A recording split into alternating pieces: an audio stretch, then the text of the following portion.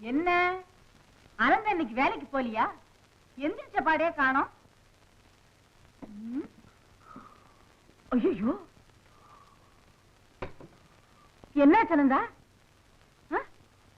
വയ്യേച്ചി, നല്ല പനി, തല പൊക്കാൻ വയ്യ. ஐயோ, உடம்பெல்லாம் நெருப்பா கொதிக்குது. ஏன்பா, அவர் போறதுக்கு முன்னால சொல்லியிருந்தா ஏதாவது மருந்தாவது வாங்கியிருக்கலாம் இல்ல? അത്രയ്ക്കൊന്നുമില്ല, കുറച്ചു നേരം അനങ്ങാതെ കിടന്നാ മതി. சரி, அசையாம படுத்துக்கோ. நான் போய் ஸ்ட்ராங்கா ஒரு சுக்கு காப்பி போட்டு கொண்டு வரேன். பட்டு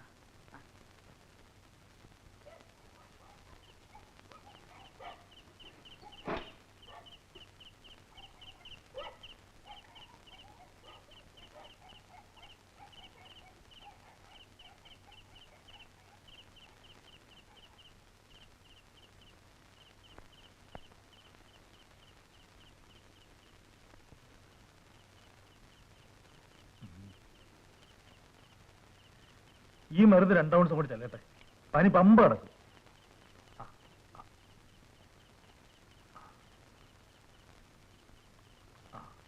ഡോക്ടറെ കാണാൻ ചെന്നപ്പോ അങ്ങനെ അവിടെ ഇല്ല. പിന്നെ കമ്പൗണ്ടർ നമ്മുടെ ഒരു പരിചയക്കാരനാണ്. ഞാൻ വിവരം പറഞ്ഞപ്പോ ഈ മരുന്നെടുത്ത് തന്നു. അനങ്ങാണ്ട് മൂടിപ്പോച്ച് കിടന്നു. എന്തെങ്കിലും ആവശ്യമുണ്ടെങ്കിൽ ഞങ്ങൾ അപ്പുറത്തുണ്ടല്ലോ. പോട്ടെ.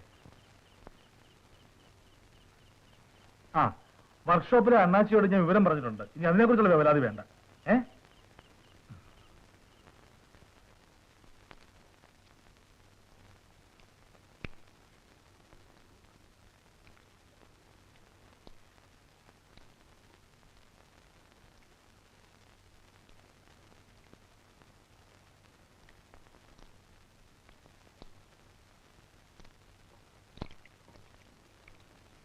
ഒന്ന് നിൽക്കണേ.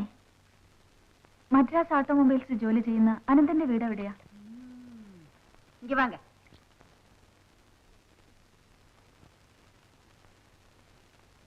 பாவம், அசந்து படுத்திட்டு இருக்கு. அனந்தா, அனந்தா, இந்தா உன்னை பாக்குறதுக்கே ஒரு ஆளு.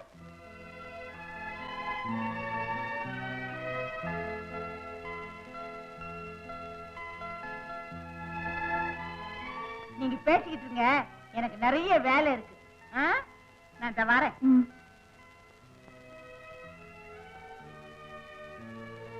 അയ്യോ, വേണ്ട വേണ്ട, കിടന്നോളൂ. ഇങ്ങോട്ട് വരണ്ടായിരുന്നു. ഒന്നാമത് ഇതത്ര നല്ല സ്ഥലമല്ല. പിന്നെ ശ്രീദേവി ഇങ്ങോട്ട് വരുന്നത് ആരെങ്കിലും കണ്ടാൽ എന്നെ തൂക്കിക്കൊല്ലും. വേറെ വിശേഷമൊന്നുമില്ലല്ലോ. സാർ അനങ്ങാതെ കിടന്നാട്ടെ. ഭാരിച്ച കാര്യങ്ങളൊക്കെ പിന്നീട് അന്വേഷിക്കാം.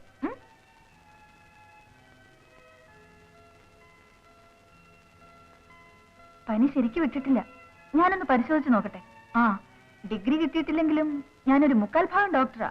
ഒരു പനിക്കൊക്കെ ഞാൻ മതി.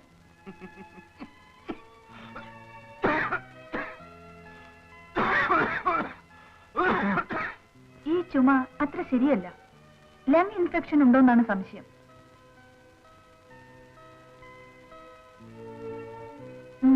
കാണട്ടെ.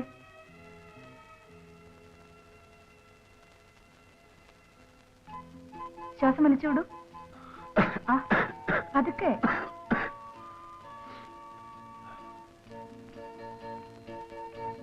പനിയും ചുമയായി കിടപ്പിലാണെന്ന് ഫോൺ ചെയ്തപ്പോഴേ അറിഞ്ഞു. മരുന്ന് കരുതിക്കൊണ്ടാ പോകുന്നതും. പേടിക്കണ്ട, പ്രൊഫസറോട് ചോദിച്ചിട്ട് എന്നെ മരുന്ന് ഫിക്സ് ചെയ്തത്. മരുന്ന് ഇപ്പോഴേ തുടങ്ങണം. ഡെയിലി 3 എണ്ണം വീതം. ഇപ്പൊ ഇതെങ്ങനെയാ കഴിക്കുക? വെള്ളമുണ്ടല്ലോ. അനന്തന് കഴിക്കാൻ കുറച്ച് വെള്ളം മതിയാവും. പക്ഷെ എനിക്കെന്തെങ്കിലും കഴിക്കണമല്ലോ. ഒരു ചായ കഴിക്കാനുള്ള മൂഡ് തോന്നുന്നു. ആരെങ്കിലും പറഞ്ഞേക്കാം. ഒന്നും വേണ്ട. അത്യാവശ്യം ഒരു ചായ ഉണ്ടാക്കാനുള്ള വിദ്യയൊക്കെ എനിക്കറിയാം. ബുദ്ധിമുട്ടാവും. ഇനി അഥവാ ലേശം ബുദ്ധിമുട്ടാണെന്ന് തന്നെ വെക്കണം. അത് ഞാനങ്ങ് സഹിച്ചോളാം. എന്തിനാ അനന്താ നമ്മൾ തമ്മിൽ ഈ ഫോർമാലിറ്റി?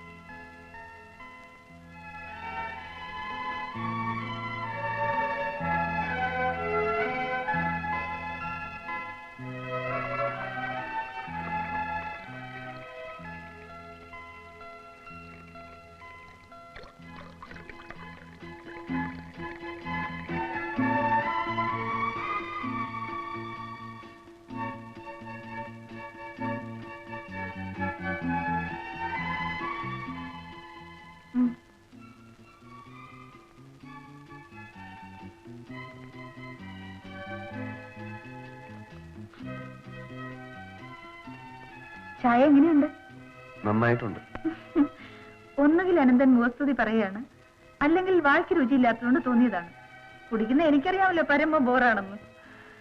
ഇന്ന് കോളേജിൽ പോയില്ലേ? ഹോസ്പിറ്റൽ അവറാണ്, അറ്റൻഡൻസ് ചെയ്യാതെ പോന്നു.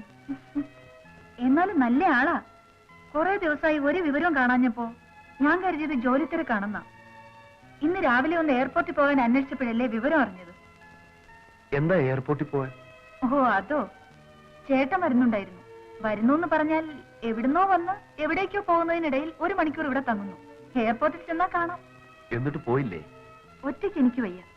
അല്ലെങ്കിൽ പോയിട്ടിപ്പോഴെന്തിനാ? എയർപോർട്ട് റെസ്റ്റോറന്റിൽ മേശയ്ക്ക് ഇരുവശവും ഇരുന്ന് വല്ല സാൻഡ്വിച്ചോ ജ്യൂസോ കഴിക്കും. ഒടുവിൽ സെക്യൂരിറ്റി ചെക്ക് അനൗൺസ് ചെയ്യുമ്പോൾ വിശേഷമൊന്നുമില്ലല്ലോ എന്നൊരു ചോദ്യവും പതിവ് പോലെ സ്വന്തം കാര്യം നോക്കിയുള്ള പുറപ്പാടും. What four? അതിലും നല്ലത് അനന്തനെ കാണാൻ വരുന്നാണെന്ന് തോന്നി. ഇവിടെ ആരുമില്ലല്ലോ, അനന്തനും ഒറ്റയ്ക്കല്ലേ. കണ്ടോ കണ്ടോ, മരുന്നകത്ത് ചെന്നതേയുള്ളൂ, മുഖം തെളിഞ്ഞു. ഇതാണ് ഡോക്ടറുടെ കൈപ്പുണ്യം എന്ന് പറയുന്നത്.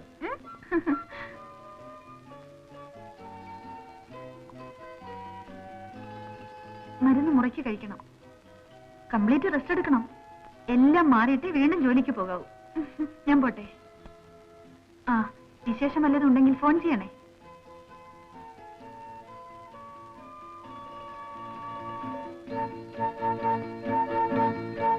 അതിലും നല്ലത് അനന്തനെ കാണാൻ വരുന്നതാണെന്ന് തോന്നി.